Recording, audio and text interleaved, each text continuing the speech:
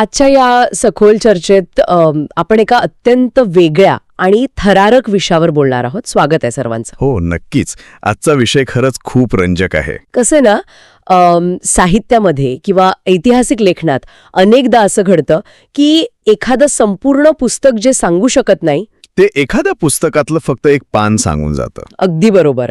आजचा आपला मुख्य स्रोत असाच आहे.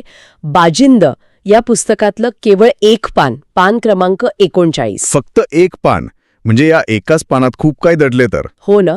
या एका पानात दडलेले राजकीय पदर, गुप्तहेरांचं मानसशास्त्र आणि मृत्यूशी चाललेला तो खेळ, आणि सर्वात महत्वाचं म्हणजे लेखकाने वापरलेलं कथेच्या आत दडलेली कथा सांगण्याचं अफलातून तंत्र आज आपण उलगडणार आहोत. साहित्याच्या दृष्टिकोनातून विचार केला तर हा खरं तर एक अत्यंत दुर्मिळ अनुभव असतो. ते कसं काय?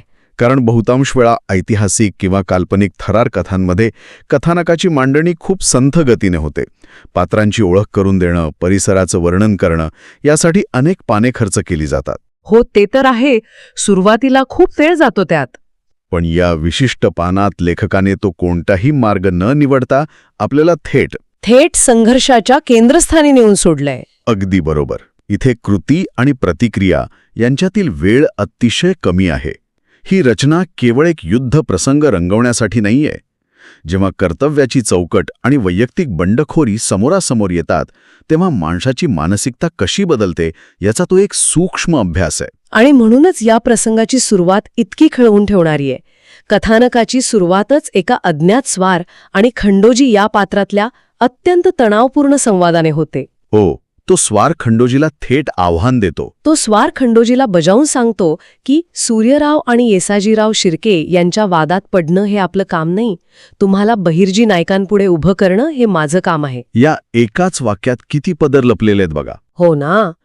एकीकडे मोहिमेचं मूळ उद्दिष्ट आणि दुसरीकडे खंडोजीने स्वतःच्या मनाने घेतलेला काहीतरी वेगळाच निर्णय. एखादा गुप्तहेर जेव्हा वरिष्ठांच्या आदेशाबाहेर जाऊन निर्णय घेतो तेव्हा त्यामागे नक्की कोणती मानसिकता असते? या प्रश्नाचं उत्तर बहिर्जी नाईक या नावात दडलंय. म्हणजे त्या काळातल्या सर्वोच्च गुप्तहेर यंत्रणेचं नाव. बरोबर. तत्कालीन व्यवस्थेत हे नाव केवळ एका व्यक्तीपुरतं मर्यादित नव्हतं. ती एक संपूर्ण संस्था होती, कठोर शिस्तीचं आणि निष्ठेचं प्रतीक. त्या स्वाराने हे नाव घेणं म्हणजे थेट सर्वोच्च सत्तेचा धाक दाखवणं होय. म्हणजे एका अर्थी त्याने खंडोजीला त्याची जागा दाखवून देण्याचा प्रयत्न केला. नक्कीच. गुप्तहेर यंत्रणेत वरिष्ठांच्या आदेशाला अंतिम सत्य मानले जातं. तिथे वैयक्तिक मताला जागा नसते. तरीही खंडोजी तो आदेश जुगारून स्वतःच्या पद्धतीने काम करू पाहतो. यातून त्याचा बेडरपणा दिसून येतो. आखून दिलेल्या मर्यादित मार्गांविरुद्ध बंड करत आहे. त्या स्वाराच्या इशाळ्यावर खंडोजीची जी प्रतिक्रिया येते ना, ती या बंडखोरीचं अत्यंत उग्र रूप दाखवते. हो, सामान्यतः सर्वोच्च अधिकाऱ्याचं नाव ऐकल्यावर कोणीही नमते घेतलं असतं. पण इथे तसं होत नाही. खंडोजीचा राग अनावर होतो. मजकुरातील वर्णनानुसार तो क्षणात स्वतःच्या दंडाला असा काही हिसडा मारतो की त्याला धरून ठेवणारे मावळे थेट जमिनीवर कोसळतात. बापरे. आणि पुढच्याच क्षणी तो त्या स्वाराच्या कमरेची तलवार उपसून थेट त्याच्याच नरड्यावर ठेवतो. हा शारीरिक बळ आणि मानसिक आक्रमकता यांचा विलक्षण संगम आहे. आणि तो त्याला सांगतो की मला माझ्या हिशोबाने काम करू दे. काम जोवर होत नाही खंडोजी परत येणार नाही. हे वाक्य केवळ धमकी वाटत नाही मला. ती धमकी नाहीच मुळी. तो स्वतःच्या कार्यपद्धतीवर असलेला त्याचा टोकाचा आत्मविश्वास आहे. तो स्वार केवळ एक निरोप देणारा नाही तर प्रस्थापित नियमांचा प्रतिनिधी आहे. आणि खंडोजी त्याच्या गळ्यावर तलवार ठेवून त्या नियमांनाच आव्हान देतोय. अगदी बरोबर. मला माझ्या हिशोबाने काम करू दे यात एक मोठा अर्थ दडलेला आहे. त्याला मोहिमेचं अंतिम साध्य नाकारायचं नाहीये, पण ते मिळवण्याचा मार्ग माझा स्वतःचा असेल ही त्याची ठाम भूमिका आहे. मैदानावर काम करणाऱ्या गुप्तहेराला प्रत्यक्ष परिस्थितीची जी जाण असते ती बंद खोलीत बसून नियोजन करणाऱ्या वरिष्ठांना नसते, असंच त्याला सुचवायचं असावं. होय. आणि याच तणावपूर्ण क्षणी आणखी एका पात्राचा प्रवेश होतो. वस्ताद काका तिथे येतात आणि खंडोजीला खळसावून विचारतात की तुझं डोकं ठिकाणावर आहे का? आपण कोणत्या कामगिरीवर आहोत आणि तू करत काय आहेस? हा प्रश्न परिस्थितीचं गांभीर्य दाखवून देतो. खंडोजीचा आत्मविश्वास इथेही ढळत नाही. तो शांतपणे सांगतो, काका माझ्यावर विश्वास ठेवा, मी करतो ते ठीकच करतो, तुम्ही निघा इथून. वस्ताद काकांचं पात्र इथे एका विवेकी आवाजाचं काम करतं. मोहिमेत कोणी मर्यादेबाहेर जाऊ लागलं तर त्याला वास्तवाची जाणीव करून देणारा एक दुवा लागतो. पण खंडोजी केवळ रागाच्या भरात वागत नाहीये हे यातून दिसतं. हो, कारण तो वस्ताद काकांना सावध करून सांगतो की येसाजीराजे शिर्क्यांच्या पदरी कडवे धारकरी आहेत, निभाव लागणं कठीण आहे. यावरून स्पष्ट होतं की तो वास्तवापासून दुरावलेला नाहीये, त्याला शत्रूच्या ताकदीचा अचूक अंदाज आहे. आणि त्याचा हा अंदाज किती अचूक होता हे पुढच्याच क्षणी आपल्याला वाचायला मिळतं. लेखकाने इथे कथेचा वेग ज्या पद्धतीने वाढवलाय ना तो कमाल आहे. अचानक युद्ध सुरू होतं तिथे. हो, आधीचा शाब्दिक संघर्ष अचानक एका हिंसक युद्धात बदलतो. येसाजीराजे शिर्क्यांच्या पहिल्या तुकडीचा अचानक हल्ला होतो. सूर्याराव आणि मावळ्यांची दुहेरी लढत सुरू होते. ही गती वाचकाला विचार करायलाही वेळ देत नाही. पण या युद्धाच्या गोंधळात खंडोजी लढण्यात स्वतःचा वेळ वाया घालवत नाही. तो थेट सावित्री नावाच्या पात्राकडे वळतो. इथेच एका सामान्य योद्ध्यात आणि एका निष्णात गुप्तहेरात असलेला फरक अधोरेखित होतो. म्हणजे कसं? युद्धाच्या वेळी हातात शस्त्र घेऊन शत्रूवर तुटून पडणं हे नैसर्गिक प्रवृत्ती असते. पण खंडोजी अत्यंत संयमाने आपलं प्रसंगावधान राखून आहे. त्याचं मूळ उद्दिष्ट युद्ध जिंकणं नाही, तर सावित्रीला सुरक्षित बाहेर काढणं हे आहे. चारही बाजूंनी मृत्यूचा धोका असतानाही लक्ष्यावरून एकाग्रता न ढळू देणं हे खरोखरच कमाल आहे. पण पुढचा प्रसंग वास्तवाची अत्यंत कठोर बाजू मांडतो. सावित्रीचा प्रतिकार. हो, खंडोजी तिला घेऊन जाण्याचा प्रयत्न करतो तेव्हा ती मुकाट्याने त्याच्यासोबत जात नाही. ती हात झिडकारते आणि चक्क त्याच्यावर प्रहार करू लागते. ती घाबरलेली आहे आणि तिचा खंडोजीवर विश्वास नाहीये. अशा वेळी खंडोजी तिची समजूत काढत बसत नाही. तो ताकदीने तिचा हात मुरगाळतो, तिला उचलतो आणि जंगलाच्या दिशेने पळ काढतो. हे वाचताना थोडी क्रूरता वाटते. हा प्रसंग साहित्य आणि वास्तवातली सीमारेषा स्पष्ट करतो. काल्पनिक कथांमध्ये नायक अत्यंत सभ्य दाखवला जातो, पण प्रत्यक्ष युद्धभूमीवर या नैतिकतेला काही अर्थ नसतो. तिथे वेळ खूप कमी असतो. अगदी बरोबर. तिला विश्वासात घेण्याची प्रक्रिया पार पाडणं म्हणजे मृत्यूला आमंत्रण देणं. त्याने तिचा हात मुरगाळणं क्रूर असला तरी अत्यंत व्यावहारिक आहे. जगणं आणि जगवणं हेच जेव्हा ध्येय असतं तेव्हा साधनशुचिता दुय्यम ठरते. आणि त्याचवेळी मजकुरात उल्लेख येतो की सूर्यराव आणि मावळे शिर्क्यांच्या फौजेपुढे टिकू शकले नाहीत आणि त्यांना चोरवाटेने पलायन करावं लागलं. यावरून खंडोजीचा अंदाज किती तंतोतंत खरा होता हे सिद्ध होतं. तो तिथे थांबला असता तर नक्कीच मारला गेला असता. पुढे चोरवाटेने पळ काढताना कथेचा क्लायमॅक्स येतो. तो थरार अक्षरशः डोळ्यासमोर उभा राहतो. तो कड्यावरचा प्रसंग. हो, खंडोजी सावित्रीला घेऊन जंगलातून बाहेर पडतो. समोर एक भयंकर कडेतूट आहे. हजारो फूट खाली नदीचं विशाल पात्र आहे. आणि मागे शत्रूची फौज. हो, मागे वळून पाहिलं तर शिर्क्यांची फौज पाठलाग करत जवळ आलेली दिसते. पुढे मृत्यूची दरी आणि मागे शत्रूची तलवार. सुटकेचा कोणताही मार्ग नाही.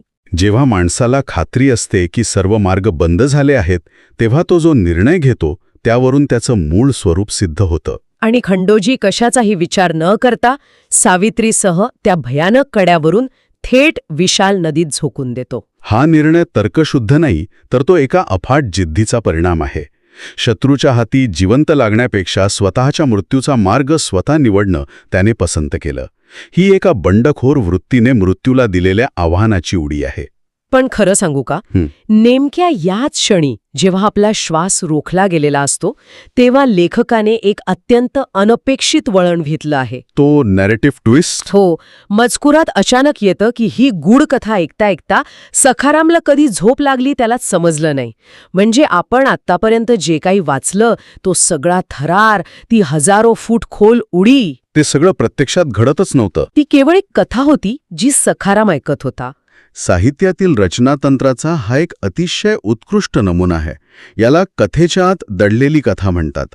लेखकानं वाचकाच्या मानसिकतेशी कुशलतेने खेळ केलाय. उत्कर्ष बिंदूच्या सर्वोच्च क्षणी कॅमेरा अचानक दुसरीकडे फिरतो. रात्रीच्या अंधारातली ती भयानक कथा आणि त्यानंतरची सखारामची ती शांत झोप, हा विरोधाभास मानवी मनाची गुंतागुंत दाखवून देतो. आणि तोच विरोधाभास सकाळच्या वर्णनातून अधिकच गडद होतो. सकाळच्या कोमल सूर्यकिरणांनी सखारामची झोप मोडवते, पण हा शांततेचा भास फार काळ टिकत नाही.